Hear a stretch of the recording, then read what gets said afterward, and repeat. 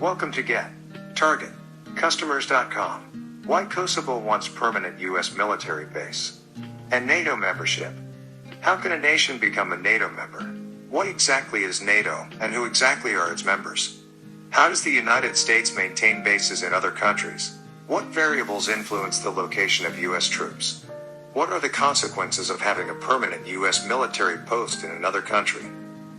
What are the consequences of joining NATO? Kosovo has requested that the U.S. construct a permanent military presence in the nation and expedite its accession to NATO. The actions are an urgent requirement to ensure peace, security, and stability in the Western Balkans, says Kosovo's defense minister, Armend Majaj. Fort Bragg is home to almost 260,000 people, 54,000 of whom are current military personnel. The United States has far fewer, 1.4 million, troops than any other country. Russia have the most, 2.8 million. NATO's goal is to protect the independence and security of all its members by political and military means. Collective defense is central to the alliance, and it fosters a sense of unity and cohesiveness among its members. The Washington Treaty outlines NATO's primary security responsibilities, also known as the North Atlantic Treaty.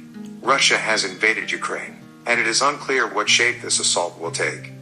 Sanctions have no statistically significant influence on Russian GDP or the FX rate. The economic impact on Russia will most certainly be reduced by deeper energy links between Russia and China. The Ukrainian economy would need significant Western assistance to preserve macroeconomic stability. Russia is concerned about Ukraine's relative deterioration in relation to the West and NATO in all fields: political, military, economic, and financial.